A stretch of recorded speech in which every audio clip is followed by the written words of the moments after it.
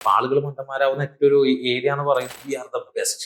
പിന്നെ ആളുകൾ ഏറ്റവും അധികം മണ്ടന്മാരാവുന്ന ഒരു വിഷയമാണ് ഏറ്റവും ബെസ്റ്റ് ആയിട്ടുള്ള യൂണിവേഴ്സിറ്റി ഫോർ ഓൺലൈൻ ഡിഗ്രി അല്ലെങ്കിൽ online P G, distance degree, distance P G regular ആയിട്ടാണെന്നുണ്ടെങ്കിലും ഈ ഒരു ആസ്പെക്റ്റിലാണ് ആളുകൾ ഏറ്റവും അധികം മണ്ടന്മാരാവുക. എങ്ങനെയാണെന്ന് അറിയും. സോ എല്ലാ യൂണിവേഴ്സിറ്റിയും പറയും അവരുടെ റാങ്കിങ്സും കാര്യങ്ങളും, അല്ലെങ്കിൽ കോളേജസും കാര്യങ്ങളൊക്കെ അവർ പറയും അവരുടെ റാങ്കിങ്സ് വെച്ചിട്ട് വി ആർ ദ ബെസ്റ്റ്.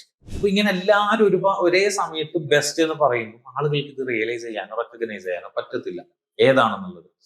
അവിടെയാണ് നമ്മൾ റിപ്പീറ്റഡ്ലി പറയുന്നത് we have to analyse our background, our future plans, our career plans. ഇതൊക്കെ മനസ്സിലാക്കി കഴിഞ്ഞാൽ ഏത് യൂണിവേഴ്സിറ്റിയാണ് ബെസ്റ്റ് എന്ന് അവർ പറഞ്ഞു കഴിഞ്ഞാൽ നമുക്ക് ബെസ്റ്റ് എന്നുള്ളത് നമുക്ക് തന്നെ റിയലൈസ് ചെയ്യാൻ പറ്റും. ആളുകൾ മണ്ടന്മാരാവുന്ന ഏറ്റവും ഒരു ഏരിയ എന്ന് പറയുന്നത് എല്ലാവരും ബെസ്റ്റ് എന്ന് പറയുന്നത് യൂണിവേഴ്സിറ്റി കള്ളത്തരത്തിന്റെ ഒരു അവസാനം എന്ന് പറയാൻ പറ്റും. അഡ്മിഷൻ കിട്ടാൻ വേണ്ടിയിട്ട് എന്ത് പരിപാടി എടുക്കാന്നുള്ളത്, അത് പ്രീമിയം ആവട്ടെ, നോർമൽ ആവട്ടെ, ലോക്കൽ ആവട്ടെ, end of the day they need admission.